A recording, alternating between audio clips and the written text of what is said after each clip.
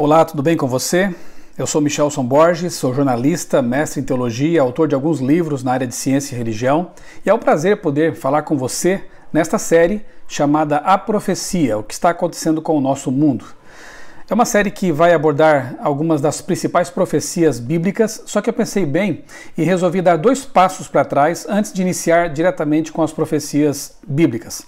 E eu quero então, neste primeiro vídeo, serão vídeos curtos, eu sempre vou deixar aqui na descrição dos vídeos materiais complementares para quem quiser aprofundar a leitura ou assistir a um outro vídeo que adicione mais informações a estes curtos vídeos.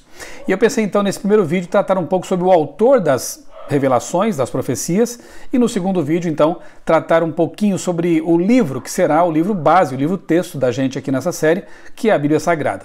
Neste primeiro vídeo, então, eu quero só dizer o seguinte, que, na verdade, essa ideia de dicotomia entre ciência e religião, como se não pudesse haver harmonia entre a boa ciência e a boa teologia, não corresponde aos fatos. Cientistas, ao longo da história, como é o caso de Isaac Newton, eu tenho aqui um livro de Newton, As Profecias do Apocalipse e o livro Daniel. Cientistas como Newton, Copérnico, Galileu, Blaise Pascal e outros eram, podemos dizer assim, devotos cristãos, pessoas, homens de ciência, que atribuíam à Bíblia credibilidade e conseguiam realmente compatibilizar Bíblia e ciência. E, por sinal, até nos legaram aquilo que chamamos de método científico, são os chamados pioneiros, ou pais da ciência. Pessoas que buscavam na natureza, no estudo do cosmos, do universo, da natureza, do mundo que os rodeava, compreender melhor a forma como Deus havia criado todas as coisas. No passado houve pessoas assim e no presente também, Eu tenho aqui outro livro, Um Ateu Garante Deus Existe, aquele que é considerado o maior filósofo ateu do século XX, Antony Flew. Escreveu livros, tratados, monografias, enfim, textos combatendo a fé cristã, a religião, e no fim da vida, já no alto da sua maturidade intelectual, já tendo vivido bastante, morreu aí com 80 e pouquinhos anos, ele reconsiderou seu ateísmo e escreveu esse livro aqui, que é uma espécie de testamento, um último livro, O Ateu Garante Deus Existe. Um outro livro interessante que mostra que sim, é possível reconsiderar ideias, cosmovisões com base na ciência e também na teologia, é o livro A Linguagem de Deus, de Francis Collins, que foi diretor do projeto Genoma, aquele projeto que levou 10 anos para mapear o genoma humano.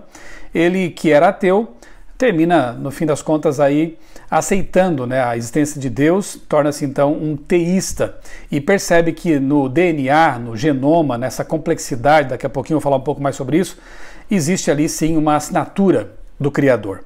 Quais foram os argumentos que fizeram com que Antony Flew se tornasse um cristão, abandonando assim o ateísmo? Eu quero considerar com você aqui pelo menos 2 dos argumentos que fizeram com que esse filósofo reconsiderasse seu ateísmo. O primeiro deles é o chamado argumento cosmológico, que se compõe de 3 premissas, formam assim um silogismo, que dizem assim: tudo que teve um começo tem que ter uma causa. O universo teve uma causa, o universo teve um começo. Na verdade, a primeira premissa hoje praticamente não é mais alvo de discussão, de polêmica, porque a maior parte dos cientistas crê, de fato, que o universo teve um começo, e eles chamam esse começo de Big Bang, o início do tempo, do espaço e também da matéria. Eu quero mostrar algo aqui para vocês, por exemplo, essa matéria aqui da revista New Scientist. Por que os físicos não conseguem evitar o evento da criação? Porque eles levantaram argumentos convincentes que mostraram a eles mesmos que, de fato, o universo precisa ter um começo. Alexander Vilenkin escreveu o seguinte: toda a evidência que temos diz que o universo teve um começo. Portanto, eu não posso me demorar muito aqui nesse ponto, mas, de fato, as evidências apontam sim para um começo. E lembre-se, o silogismo diz: tudo que teve um começo tem que ter uma causa. Qual seria então essa causa primeira não causada do universo? Fazendo uma análise aqui bastante breve também, nós podemos concluir o seguinte: essa primeira causa não causada tem que ser todo-poderosa, sim, porque ela criou todo o universo e o universo é vastíssimo. Ela tem que ser também inteligente, porque não apenas criou um universo que existe, é grande, vasto, mas um universo que funciona. E eu me lembro que li uma vez um artigo na revista super interessante especial 29 coisas que não fazem sentido.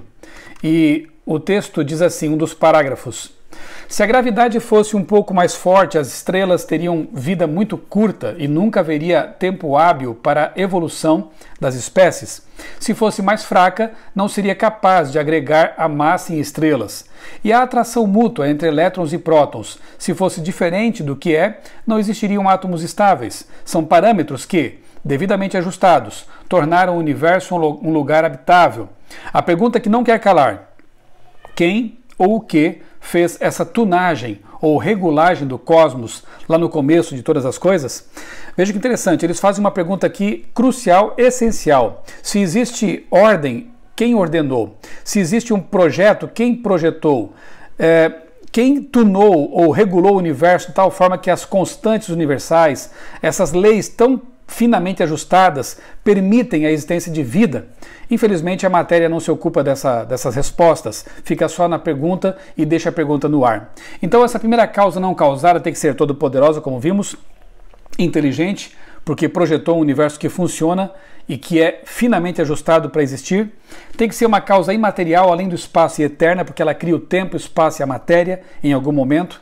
E tem que ser também uma causa pessoal. Para os cristãos, essa causa é chamada Deus, ou o Verbo Eterno, Jesus Cristo, enfim. Entendem então sim que foi preciso uma causa sobrenatural para trazer à existência tudo o que é natural. O argumento teleológico, ele se compõe também de 3 premissas, que compõem ali um silogismo, que são as seguintes: tudo que tem um projeto tem que ter um projetista. A vida tem projeto? Se sim, a vida inevitavelmente tem também um projetista.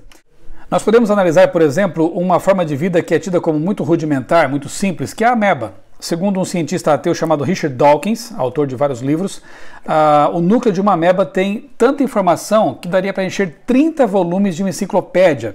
Agora, se pensarmos no ser humano, veja, o nosso genoma, se fosse transcrito em forma de livros, formaria uma pilha de 170 metros de altura de livros. Portanto, é muita informação. E se existe um código, existe um codificador. Se existe informação, é necessária uma fonte informante. Na verdade, há muitas evidências que apontam sim para um design intencional, um design inteligente. E, como vimos, o argumento teleológico se compõe de 3 premissas, que são: tudo que tem um projeto tem um projetista. Tudo indica que a vida teve um projeto, então a vida tem um projetista. Quem é esse projetista? Mais uma vez, para aqueles que creem na Bíblia, em Deus, aqueles que se consideram teístas, esse projetista foi Deus. Agora, evidentemente que existem também situações meio complicadas de se lidar quando o assunto é uma investigação mais filosófica a respeito da existência de Deus. E um desses problemas é justamente a questão da dor, do sofrimento. É óbvio que podemos perceber as digitais do Criador espalhadas pela criação, mas assim como vemos flores, também vemos espinhos, assim como vemos vida, também existe a morte. Então, como entender essas questões? Um autor que lida muito bem com esse assunto é o filósofo cristão Alvin Plantinga, ou Plantinga. Neste livro aqui, por exemplo, Deus, a Liberdade e o Mal, Plantinga trabalha com essa questão do Deus bom que permite o mal no universo moral. Um outro autor também que eu quero recomendar a vocês é este aqui, um ex-ateu, filósofo indiano, Ravi Zacharias, A Morte da Razão. Aqui na página 46 desse livro, ele diz o seguinte: quando se afirma que existe algo chamado mal, é preciso supor que existe algo chamado bem.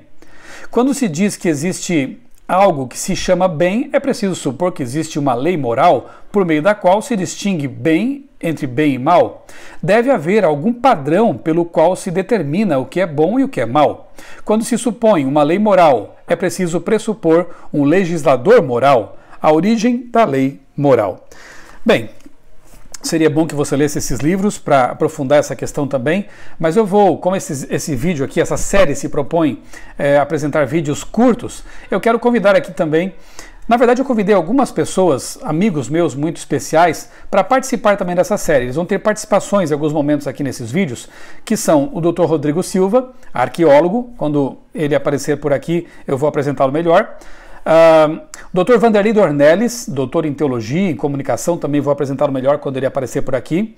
O mestre em Teologia Sérgio Santelli. E hoje eu quero lhes apresentar a minha amiga Marina Assis, Marina Garner Assis. Ela é bacharel em teologia e está fazendo um doutorado em filosofia da religião pela Boston University. E eu quero que você agora escute um pouquinho o que a Marina tem a nos dizer sobre essa questão do sofrimento e da dor num universo criado por Deus. Oi, Michelson. Em momentos conturbados de tragédias inimagináveis, a primeira pergunta a ser jogada no ventilador é: onde está Deus? Porque um Deus bom, que pode todas as coisas, sabe todas as coisas, poderia permitir o sofrimento a criaturas que Ele mesmo criou. Mais especificamente, no tempo em que a gente está vivendo, a pergunta se torna: como Deus permite que tantas pessoas fiquem doentes e morram de algo que a gente nem consegue ver? Como Deus permite que tantas pessoas fiquem desempregadas, sem o sustento para trazer o alimento necessário à mesa ou mesmo para pagar o aluguel? O problema do sofrimento, que é o nome que se dá a essas questões, é quem sabe o mais antigo dentro do contexto de religiões que creem em um só Deus. Eu jamais conseguiria discutir todas as respostas que já foram dadas a esse problema durante as últimas centenas de anos em um vídeo tão curto como esse, mas eu quero ressaltar duas ideias cruciais para começar a entender essas questões, que é o amor e a questão de valores. O amor, de acordo com o meu filósofo preferido, Tomás de Aquino, inclui dois desejos. Primeiro, o desejo pelo bem daquele que a gente ama. E segundo, o desejo por união com aquele ou aquela que a gente ama. De acordo com a Bíblia, Deus ama os seres humanos intensamente.